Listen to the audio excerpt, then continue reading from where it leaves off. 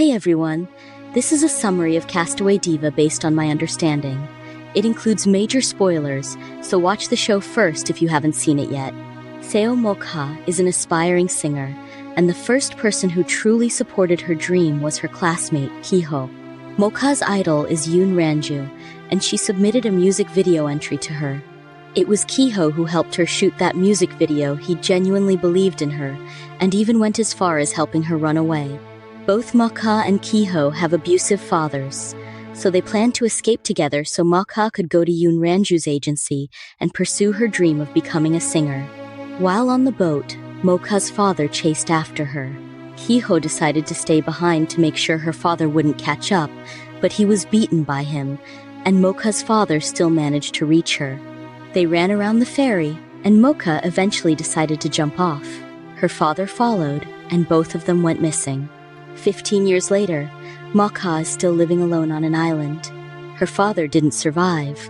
She is finally found by Woo-hak, who was flying his drone near the beach while others were cleaning up trash. Mokha chased the drone, and Woo-hak ran toward her to protect it. To his surprise, Mokha hugged him overjoyed to finally see another human being after 15 years. Mokha was finally rescued, and since she had nowhere else to go, Woo-hak's family took her in. Woo-hak is a reporter and was assigned to cover Mokha's story, so he began driving her around. One day, Mokha saw a poster with Yoon Ranju's name on it and was determined to meet her idol. Little did Mokha know, Ranju had already faded from the spotlight and was no longer as famous as she once was. She often drank and rarely got invited to perform. At this event, she was drinking again because she was told she had to sing live, and she wasn't confident. Ranju's staff tried to manage the situation and looked for a backup singer. Mokha volunteered. Ranju lip-synced while Mokha sang backstage. Ranju was emotional and amazed that someone still knew her song. The crowd cheered for her, something she hadn't experienced in a long time. Earlier, Mokha had bought balloons, blew them up, and handed them out to the audience. The audience loved the performance, and Ranju even went viral. Backstage, Ranju hugged Mokha appreciatively. Ranju and Mokha talked, and Ranju ended up staying with her since she had nowhere else to go. She used the money she earned from the event to pay for rent at a house owned by Woo-hak's parents. Woo-hak's brother, Bojil, also arrived and met Mokha and Ranju. Mokha and Ranju drank together, and the next morning, it turned out that Ranju had promised Mokha an audition at the agency. Ranju asked director Lee for a favor to give Mokha a chance, but when they arrived, he turned them down. He said that at 31, Mokha was already too old to be starting a career. They were angry, and Mokha realized something. Director Lee was terrified of Ranju because they had an old agreement. Once she sold 20 million albums, she would get half of the company. Mokha encouraged Ranju to keep going, and even appointed herself as Ranju's manager. Mokha found Ranju her first gig at Heyday, a show where artists are compared to their past selves. Ranju became a guest, but it was actually Mokha who sang. Ranju was once again praised and began regaining her fame. On Ranju's second appearance on Heyday, things became more challenging as she had to compete against Yoon Mo-rae, the singer who had taken over her fame. However, Yoon Mo-rae felt threatened by Mokha, since she was only selected because Mokha had gone missing on the island and couldn't show up years ago. Before the show started, they were informed they had to sing live. Yoon Mo-rae had to sing live, and Ranju was expected to sing without using Mokha's voice. They eventually decided to let Mokha sing instead. Yoon Mo-rae became very nervous, and Ranju grew emotional as she had to apologize and admit to everyone that she had been using Mokha's voice. Mokha won the competition on the show and began to rise in fame. However, with her growing popularity came danger. Mokha was tracked down by Kiho's father, who had been searching for his son for the past 15 years. Mokha became scared, because by then she had already learned the truth. The truth: Kiho is Bojil. Ever since Mokha was rescued, she had been living with Kiho's family. His entire family had assumed the identities of a missing family of 4 from 20 years ago, in order to hide from their abusive father. Kiho's father, a violent police officer, was the reason they had to run away. Most people in their town didn't know Kiho had a brother because he was the last to escape their father. His mother and his brother Woohak had fled first after Woohak was severely injured and lost his memory due to their father's abuse. Woohak only recently discovered the truth. He had no idea all this time. But as his memories started returning, he began investigating, and Bojiel finally admitted everything. At first, Woohak believed he was Kiho, and Mocha thought so too. Wanting to protect Kiho's family, Mocha ran away, leaving Ranju waiting and hopeful. Ranju was very disappointed in Mocha, and even when Mocha returned and apologized, she did not respond to her. Mocha was easily found by Kiho because she was now famous, and people had posted photos of her online. Determined to prove herself to Ranju and show that she could be trusted, Mocha signed with Ranju's agency, accepting Director Lee's offer even though she didn't trust him. Ranju decided she wanted to produce Mocha's first album, but on one condition.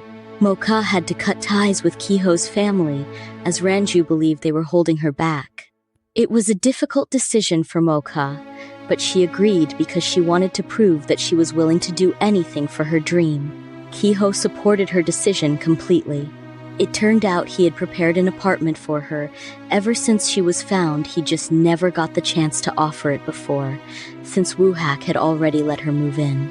Meanwhile, Kiho's family faced a new problem. The remains of the family whose identities they had assumed were found. The family had committed suicide together, and their car was discovered at the bottom of a lake. Their mother's salon had to close down, and both Kiho and Woohak had to quit their jobs due to having false documents. They were also brought in for questioning, where they finally had to face their father.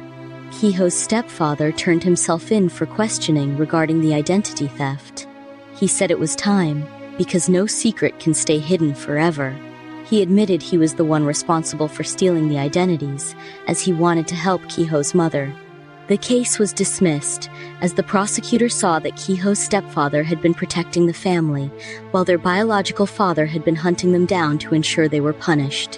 While Mocha, Kiho's family, and their friends were celebrating, tragedy struck. Kiho's stepfather was rushed to the hospital after someone slit his throat while he was walking. The attacker was Kiho's real father.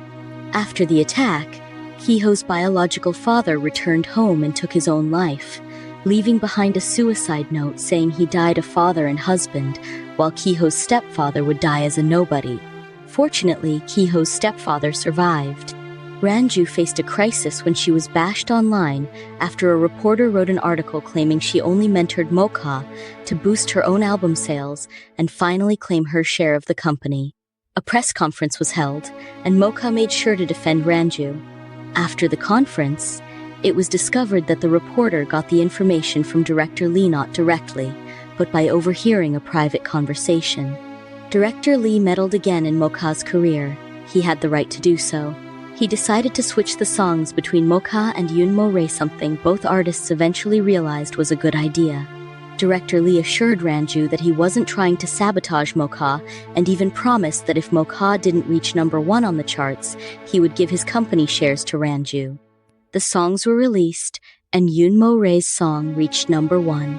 Ranju was frustrated, saying that switching the songs was a mistake, but Mocha said she had no regrets because she genuinely loved the song she released.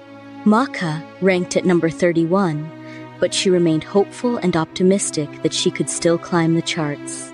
Ranju later spoke to Director Lee, who had started preparing the paperwork to transfer his shares, as promised. However, Ranju declined, saying it was too soon. Mocha still had a chance. Ranju and Director Lee reached some sort of peace about the company shares. After Ranju's mother passed away, she found a shredded document that had been taped back together. It was an invoice showing the number of albums Ranju had sold overseas. Ranju accused Director Lee of hiding it to prevent her from claiming her shares, but he clarified that it was actually her mother who had kept and shredded the document. Director Lee had been the one who pieced it back together. It turned out Ranju's mother didn't want her to become CEO, she wanted her to keep singing. Director Lee admitted he went along with it because it also benefited him. Note: Mocha and Kiho are now more or less together. Woohak had a crush on Mocha back when he thought he was Kiho, due to his memory loss. But now that he knows the truth, he's accepted their relationship and is okay with Mocha and Kiho being together. That's the end of Castaway Diva. Thanks for watching. If you liked it, please give it a thumbs up, subscribe, and check out my other summaries.